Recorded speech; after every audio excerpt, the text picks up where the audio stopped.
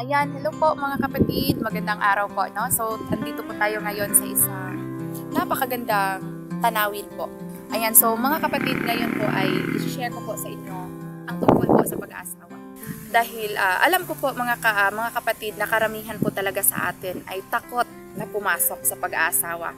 Dahil akala ng marami, kapag tayo ay pumasok sa pag-aasawa, parang tayo ay pumasok na rin sa libingan. No? Dahil akala ng marami kapag pumasok ka sa pag-aasawa, tayo ay punong-puno ng problema, no? Pero ito po ang tandaan natin mga kapatid, na ang pag-aasawa po ay dapat pahalagahan, huwag katakutan, no? Dahil ang pag-aasawa po ay itinatag ng Diyos, no? Dahil hindi po pwede na maglalakbay mag-isa ang lalaki, and then hindi din pwede forever na lang maglalakbay mag-isa yung babae, no? Kaya itinatag po ng Diyos ang pag-aasawa. Ngunit sa pag-aasawa po mga kapatid, dapat po ay may responsibilidad ang bawat isa na magtulungan, no? Katulad po ng sinabi ng Panginoon. Hindi mabuti na ang lalaki ay mag-isa. Siya'y ilalangko ng isang katulong niya. Ayan, so amen po, no? So hindi pwede na maglalakbay forever yung lalaki na mag-isa. Kailangan talaga na bigyan siya ng partner. And then, ganoon din sa babae po. Hindi pwede na maglalakbay din siya forever na mag-isa. Kaya kailangan niya ng lalaki.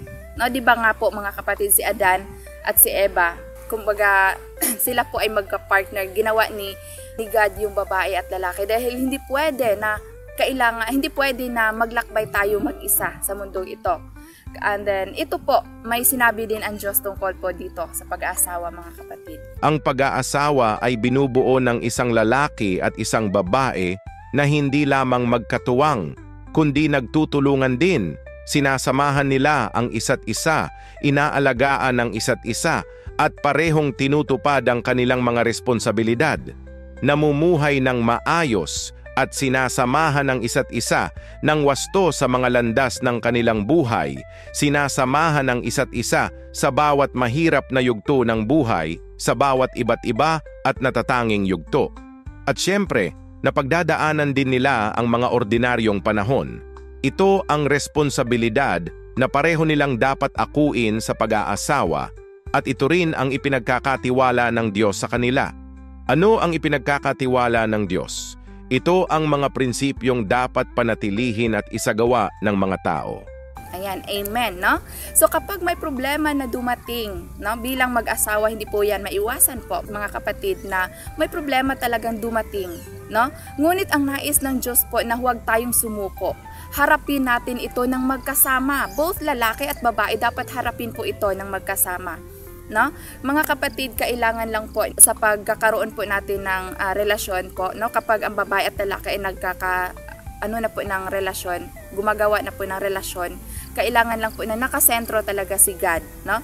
Para ma-manage or mapamahalaan natin ang ganitong uri ng relasyon nang naaayon sa kalooban ni God, no? Kaya mga kapatid, kung nais po nating mamuhay or kung nais po natin na magkaroon ng ganitong relasyon na naaayon sa kalooban ng Diyos, huwag po mag-atubili na magkomento po sa ibaba. And then, sama-sama po nating alamin kung paano nga ba mamuhay ng mayroong buhay asawa na naaayon sa kalooban ng Diyos.